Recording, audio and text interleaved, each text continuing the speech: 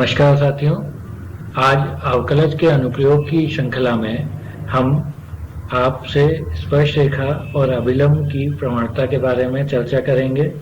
यह आपकी एनसीईआरटी की बुक के अध्याय 6 की प्रश्नावली 6.3 के रूप में दिया गया है। रेखा और अभिलंब के बारे में जैसा कि आप सभी लोग जानते हैं, स्पर्शरेखा आपने पूर्व में पढ़ी हुई है कि किसी वक्र की किसी बिंदु पर जो स्पर्शरेखा है वह वक्र को केवल उसी बिंदु पर स्पर्श करती है और dy by dx जो है वो उस स्पर्शरेखा की प्रवणता होती है। यह आप कक्षा 11वीं में पढ़ चुके हैं। आइए हम आगे देखते हैं। इस वक्र को देखें तो यहाँ आपको एक वक्र दिखाई दे रहा है। इसकी स्पर्शरेखा जो है वो कैसी होगी और अभिलंब कैसा होगा ये देखते हैं। तो यहाँ पर ये जो आपको ग्रीन लाइन सेगमेंट दिख रहा है, एक्चुअली ये लाइन है, तो ये स्पर्शरेखा को प्रदर्शित कर रही थी।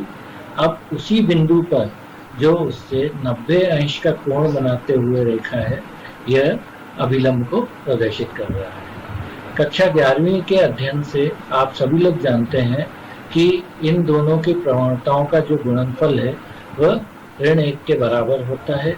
इस कंसेप्ट का भी हम यूज करेंगे। तो आइए देखें हम किस किस कंसेप्ट का यूज करने वाले हैं। तो वक्र y बराबर fx के बिंदु x0 y0 पर स्पर्शरेखा की जो प्रवणता होती है वो dy by dx at point x0 y0 is equal to f dash x0 से दी जाती है। इस तथ्य को हमें ध्यान में रखना है। साथ ही हमें ध्यान रखना है कि वक्र fx y बराबर fx के बिंदु x0 y0 पर स्पर्शरेखा का समीकरण जैसा कि आप लोग पहले कक्षा 11वीं में पढ़ चुके हैं कि y माइनस y1 बराबर m into x minus x1 होता है। तो यहाँ पर हमारा जो स्पर्शरेखा का समीकरण होगा वो y माइनस y0 बराबर f dash x0 into x minus x0 होगा। अब अभिलंब के लिए चूंकि हम जानते हैं कि स्पर्शरेखा और अभिलंब एक दूसरे से लंबवत होते हैं और लंबवत की जो प्रवणताओं की कंडीशन होती है वह ये होती है कि m1 गुणा m2 बराबर -1। तो यहाँ पर चूंकि हमारे स्पर्शरेखा की प्रवणता को हमने f डैश x0 से प्रदर्शित किया है, तो अभिलंब की प्रवणता m1 गुणा m2 बराबर -1 से हल करने पर -1 अपॉन f डैश x0 होगी। यहाँ पे x0 x वो बिंदु जिस पर स्पर्शरेखा निकाली गई है उसका x निर्देशांक है। इस प्रकार हम अभिलंब का समीकरण भी ज्ञात कर सकते हैं। अभिलंब का समीकरण पुनः उसी सूत्र से y माइनस y1 बराबर mx माइनस x1 से y माइनस y0 बराबर प्रवणता के स्थान पर -1 upon f dash x into x minus x0 प्राप्त होगा।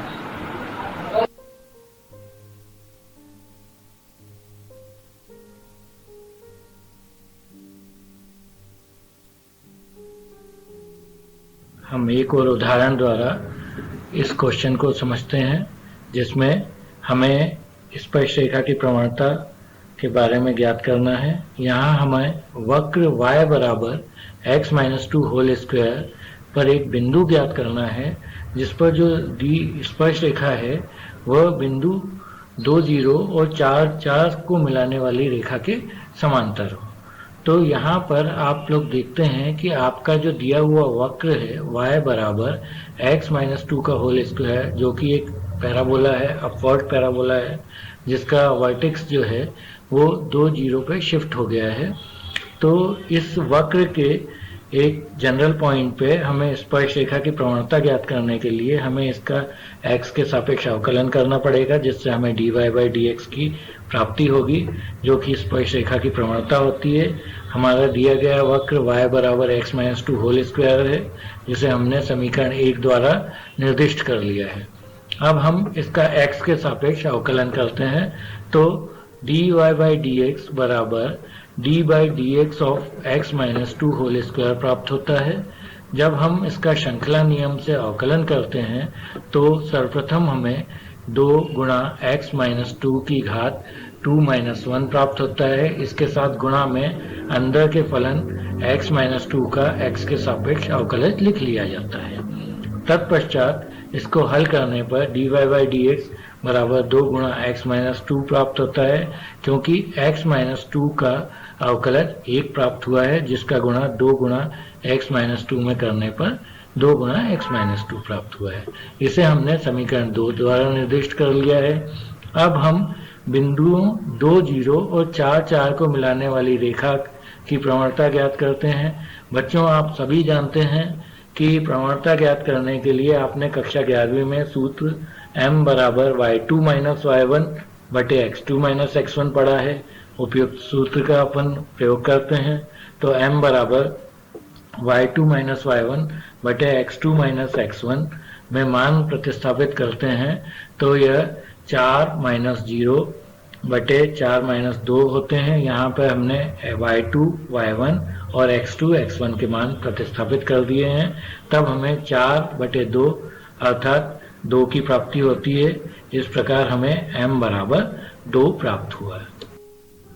अब हमें चूंकि m बराबर 2 प्राप्त हो गया है, अब हम स्पर्श बिंदु पर वक्र की जो प्रवणता हमने ज्ञात करी है उसे रेखा की प्रवणता के बराबर रखेंगे, जैसा कि प्रश्न में दिया है। तो स्पर्श बिंदु पर वक्र की प्रवणता dy बाई dx जो हम पूर्व में ज्ञात कर चुके हैं उसे हम m के बराबर रखते हैं। dy बाई dx का जो मान है वो हमें 2 गुणा x-2 प्राप्त हुआ था। इसे हमने 2 के बराबर, जो कि m का मान है, रख दिया है। 2 से 2 निरस्त हो गया, जिससे x-2 बराबर 1 और पक्षांतर करने पर x का मान 2 धन 1 बराबर 3 प्राप्त होता है।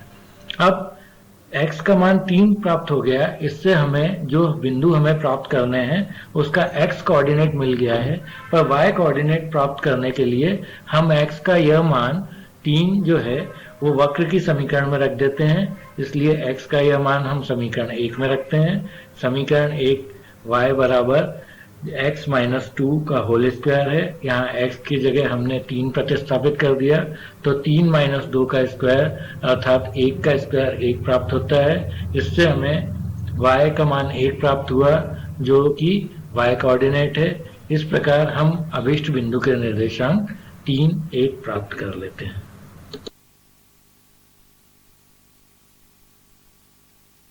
आइए बच्चों, अब हम एक उदाहरण द्वारा आगे आपको स्पर्श रेखाओं और प्रवणता के बारे में कुछ कंसेप्ट क्लियर करेंगे।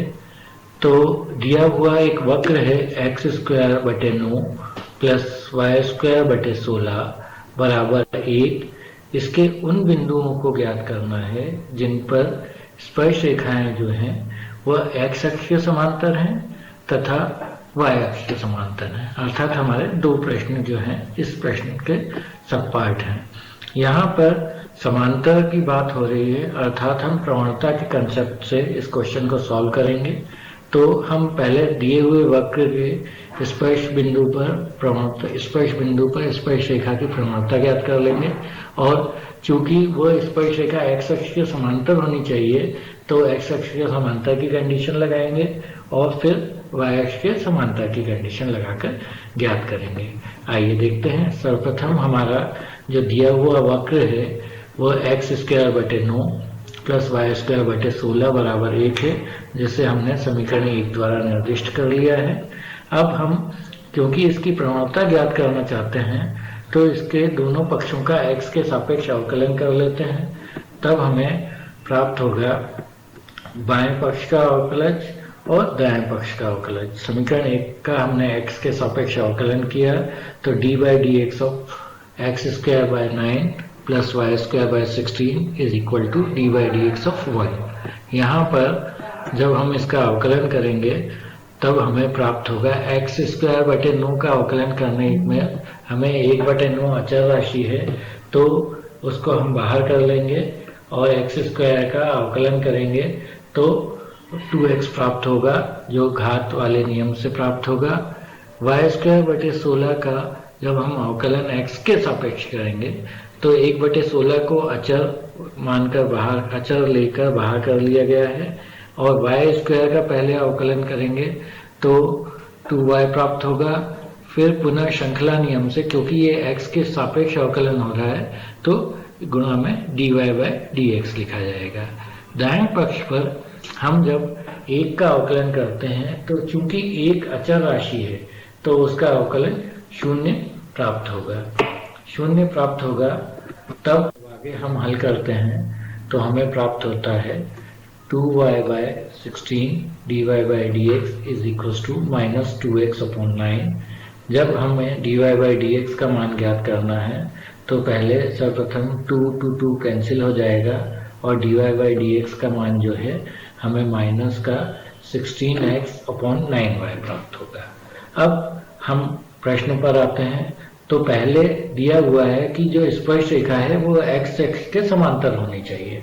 x अक्ष के समांतर होगी स्पर्श रेखा तो जो प्रवणता होगी उस स्पर्श रेखा की वो शून्य के बराबर होगी, अर्थात इस dy बाई dx को हम शून्य के बराबर रखेंगे।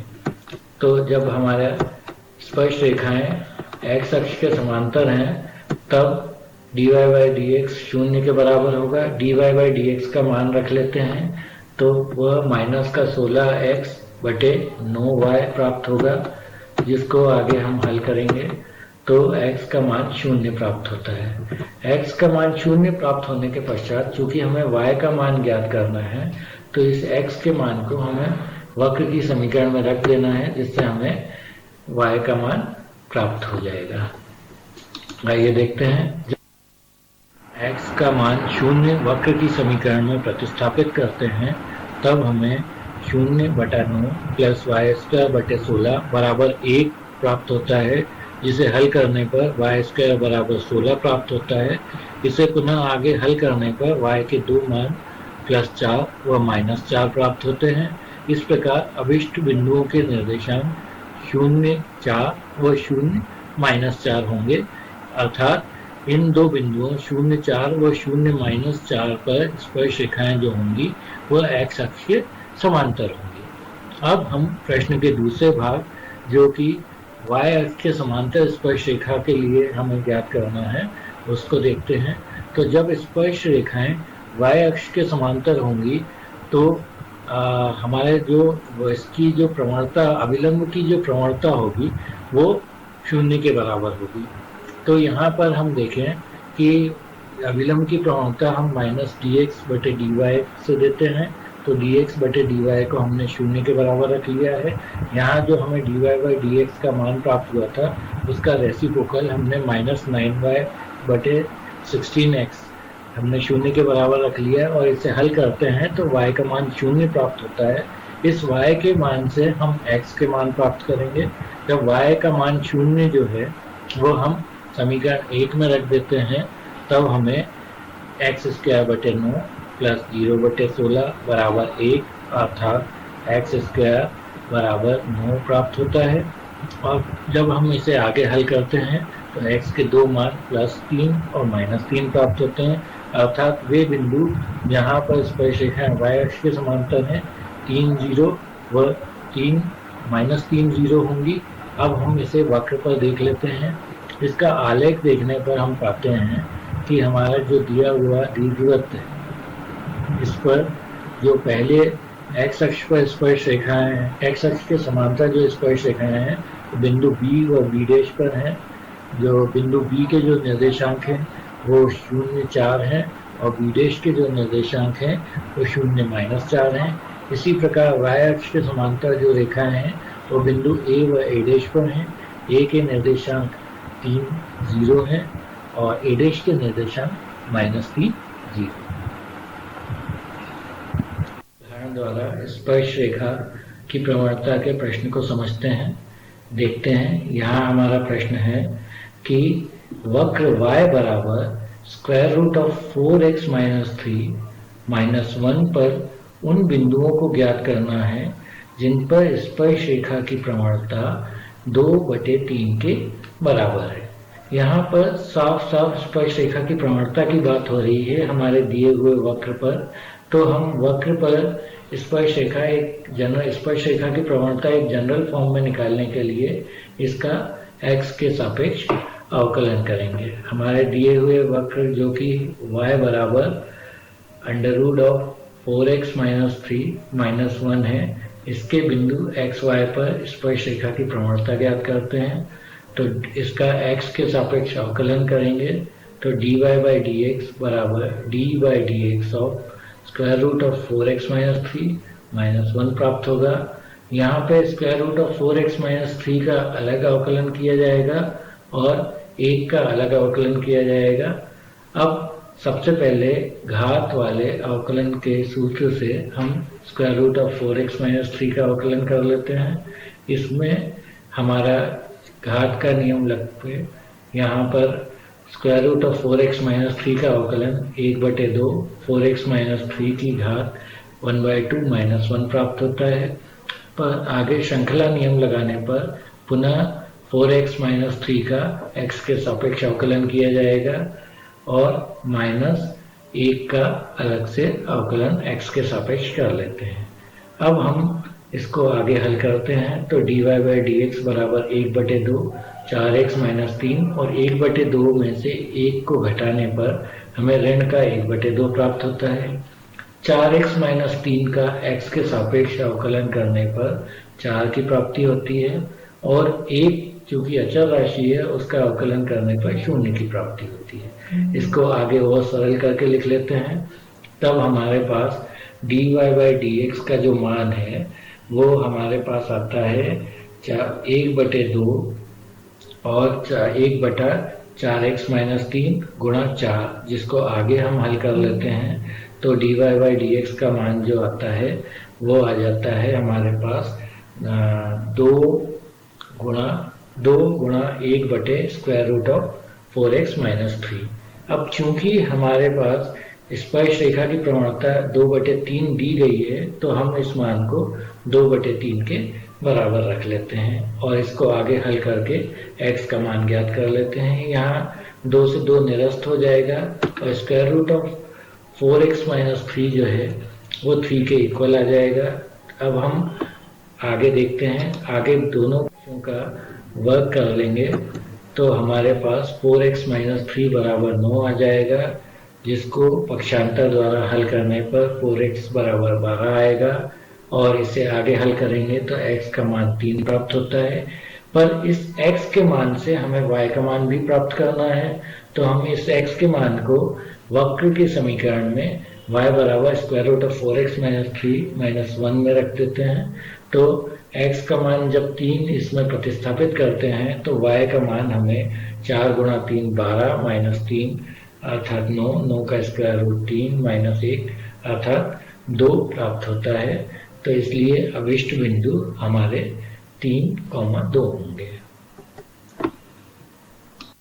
आइए एक और उदाहरण को देखते हैं। यहाँ दिया हुआ वक्र y बराबर x³ माइनस 11x प्लस 5 है। इस पर उस बिंदु को ज्ञात करना है जिस पर स्पर्श रेखा y बराबर x माइनस 11 है। यहाँ पर स्पर्श रेखा सीधे दी हुई है।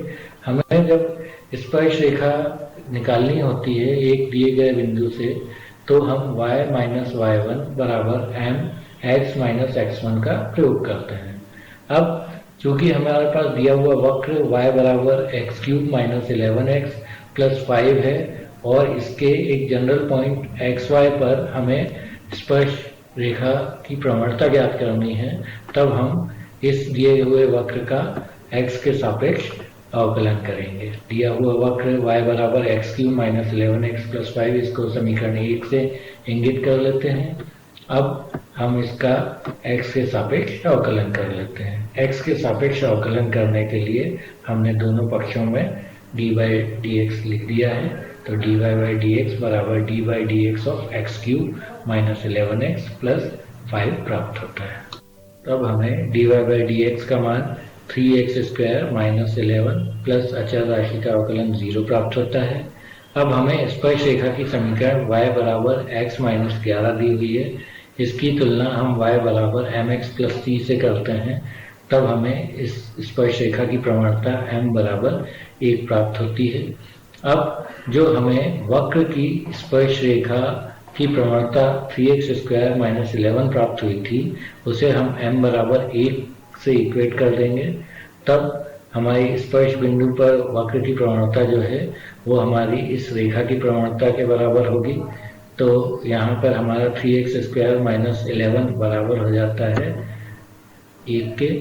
तो इससे हमारे x² बराबर जो है 3x² बराबर 12 और x² बराबर 4 प्राप्त होता है। इससे x के दो मान x बराबर 2 और x बराबर ऋण 2 आएंगे, जिसमें ऋण 2 जो है हमारे वक्र की समीकरण को संतुष्ट नहीं करता, इसलिए x बराबर 2 ही लिया जाएगा। अब इसका y कोऑर्डिनेट निकालने के लिए हम x का मान 2 जो है वो वक्र की समीकरण में रख देते हैं। वक्र की समीकरण में हम x बराबर 2 जब प्रतिस्थापित करते हैं तो y बराबर 2 की घात 3 माइनस 11 गुणा 2 प्लस 5, इसको हल करने पर हमें ऋण 9 प्राप्त होता है, अर्थात वह बिंदु हमें 2 माइनस 9 के रूप में प्राप्त होता है।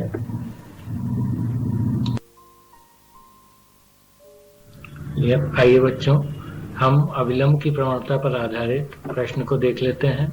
यहाँ पर हमें प्राचलिक समीकरण x बराबर a cos cube theta, y बराबर a sin क्यूब थीटा दी है, जिसके थीटा बराबर π/4 पर अविलंब की प्रवणता हमें ज्ञात करनी है। जब थीटा बराबर π/4 पर हमें अविलंब की प्रवणता ज्ञात करनी है और ये हमारी प्राचलिक समीकरण है, तो हम दोनों को थीटा के सापेक्ष अवकलित कर लेंगे।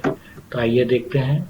हमारा दिए हुए प्राचलिक समीकरण x बराबर a cos cube theta, y बराबर a sin क्यूब थीटा, इसमें x बराबर a cos क्यूब थीटा का थीटा के सापेक्ष अवकलन किया तो हमें dx बाई डी थीटा बराबर d by D theta a cos cube theta है, जिसे हम श्रृंखला नियम से अवकलित करेंगे। क्योंकि a अचर है गुणा में, इसलिए हम उसे बाहर लिख लेते हैं और cos क्यूब थीटा का अवकलन करते हैं। तो पहले cos क्यूब थीटा का घात वाले अवकलन के नियम से हमने अवकलन प्राप्त किया, तो ये 3 cos स्क्वायर थीटा प्राप्त हुआ और फिर हम cos थीटा का अवकलन करेंगे। जब हम cos थीटा का अवकलन करते हैं तो हमें माइनस sin थीटा प्राप्त होता है। इस प्रकार हमें dx बाई डी थीटा का मान 3 माइनस का 3a cos square theta into sine theta प्राप्त होता है। हम y का अवकलन थीटा के सापेक्ष करते हैं, तो d बाई डी थीटा और y का मान a साइन क्यूब थीटा, तो a चूंकि अचर है उसे बाहर कर लेंगे और साइन क्यूब थीटा का थीटा के सापेक्ष अवकलन करेंगे। यह श्रृंखला नियम से फंक्शन ऑफ फंक्शन से हल होगा। तो चूंकि यह फॉर्म वाली कंडीशन है, तो यहाँ हम जानते हैं कि पहले साइन क्यूब थीटा का जो अवकलन है, प्रथम फंक्शन जो है उसका अवकलन करने के लिए हम अवकलन का घात वाला नियम लगाएंगे, जिससे हमें 3 साइन स्क्वायर थीटा प्राप्त होगा।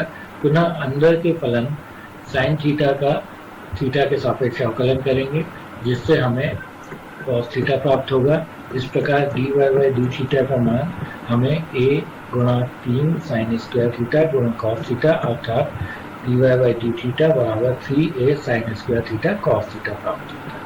अब चूंकि हमें अविलंब की प्रवणता ज्ञात करनी है और अविलंब की प्रवणता माइनस dx बटे dy से दी जाती है, तो हम यहाँ पे dx बाई डी थीटा और dy बाई डी थीटा के मान अंश व हर में इस प्रकार प्रतिस्थापित करेंगे कि हमें dx बाई dy प्राप्त हो जाए।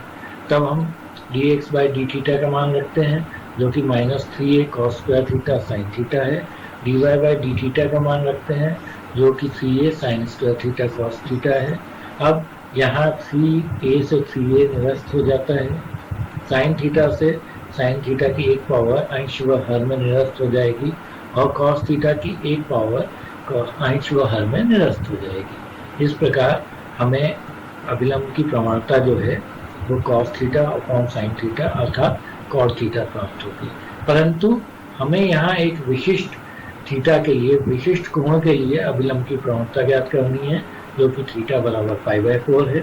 हम थीटा का यह मान cot थीटा में प्रतिस्थापित कर देते हैं, तो cot π/4 का मान, जैसा कि आप सभी जानते हैं, 1 होता है, अर्थात अविलंब की प्रवणता जो है हमें 1 प्राप्त हुई। बच्चों, आशा है कि अब आप स्पर्शरेखा की प्रवणता एवं अविलंब की प्रवणता के बारे में अच्छे से समझ गए होंगे। आगे एनसीईआरटी